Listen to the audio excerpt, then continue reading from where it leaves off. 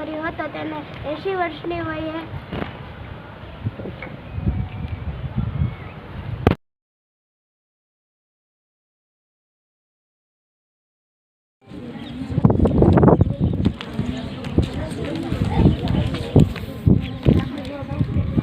વાતાવરણના સ્તરો વિશે રંગોળી બનાવી છે. તેમાં શોભા આવરણ, સમતાપ આવરણ, મધ્ય આવરણ અને ઉષ્મા આવરણનો સમાવેશ થાય છે.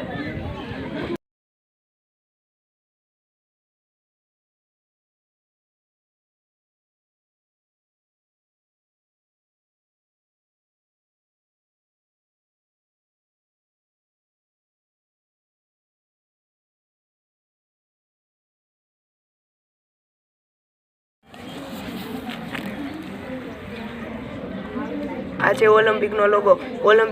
ઓલિમ્પિકના લોગોમાં 5 રિંગ હોય છે.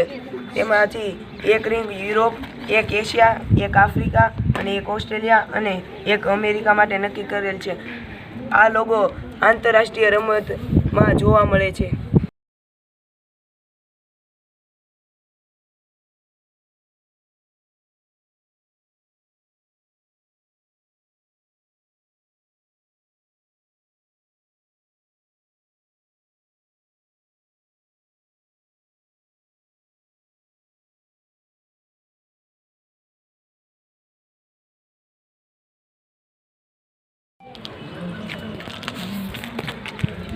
જ્યારે ચંદ્ર અને સૂર્યની વચ્ચે પૃથ્વી આવે છે ત્યારે ચંદ્રગ્રહણ થાય છે અને ચંદ્રગ્રહણ પૂનમના દિવસે થાય છે, પરંતુ દર પૂનમના દિવસે ચંદ્રગ્રહણ થતું નથી.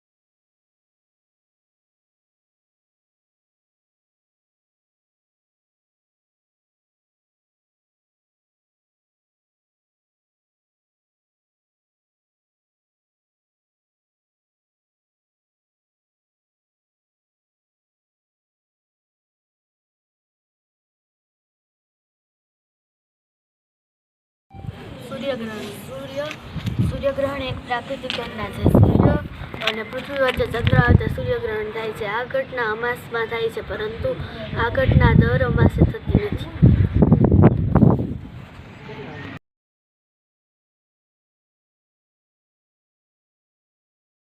લાલા લજપત રાય ભારતના એક મહાન સ્વાતંત્ર્ય સેનાની હતા.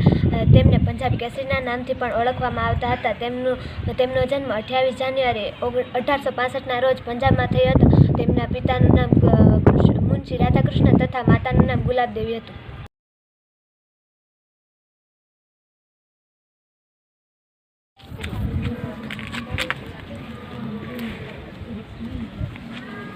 આપણી પૃથ્વીની મધ્યમાંથી એક વૃત્ત પસાર થાય છે. તે વૃત્તને વિષુવવૃત્ત કહે છે.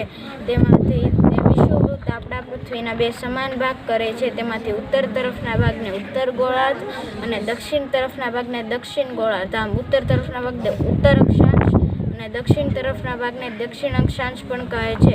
વિષુવવૃત્તથી 23.5 ડિગ્રી ઉત્તરે આવેલું વૃત્ત એટલે કે કર્કવૃત્ત અને 23.5 ડિગ્રી દક્ષિણે આવેલું વૃત્ત એટલે કે મકરવૃત્ત. વિષુવવૃત્તથી 66.5 ડિગ્રી ઉત્તરે આવેલું વૃત્ત એટલે કે ઉત્તર ધ્રુવ વૃત્ત અને વિષુવવૃત્તથી દક્ષિણે 66.5 ડિગ્રી આવેલું વૃત્ત એટલે કે દક્ષિણ ધ્રુવ વૃત્ત કહે છે.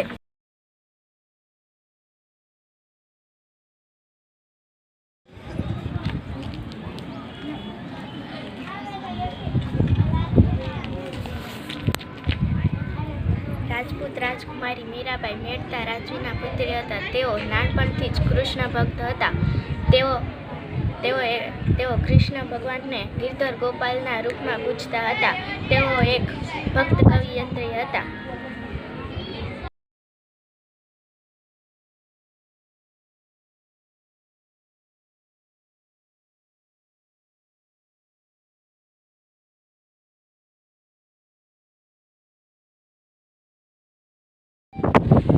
આપણો ભારત દેશ છે તેમાં 28 રાજ્યો આવેલા છે. આમાં 8 કેન્દ્ર શાસિત પ્રદેશો આવેલા છે. એમાંનું આ એક ગુજરાત જેમાં આપણે રહીએ છીએ. ગુજરાતમાં 33 જિલ્લાઓ આવેલા છે. ભારત એક લોકશાહી દેશ છે. આ દેશની અંદર 100 કરોડ કરતાં પણ વધારે વસ્તી છે. હવે વસ્તી છે તો પણ ગુના તો થશે. તે રોકવા માટે આપણા દેશમાં ન્યાયતંત્રની સ્થાપના કરેલ છે.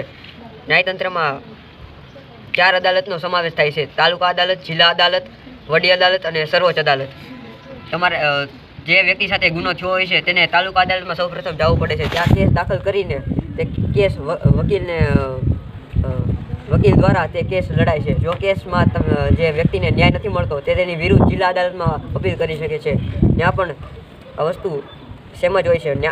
જો જિલ્લા અદાલતમાં પણ તેને ન્યાય નથી મળતો તે તેની વિરુદ્ધ વડી અદાલતમાં પણ અપીલ કરી શકે છે. વડી અદાલતમાં જો ન્યાય ન મળે તો ભારતની સૌથી મોટી ભારત દેશની સૌથી મોટી અદાલત એટલે કે સર્વોચ્ચ અદાલતમાં અપીલ કરી શકે છે.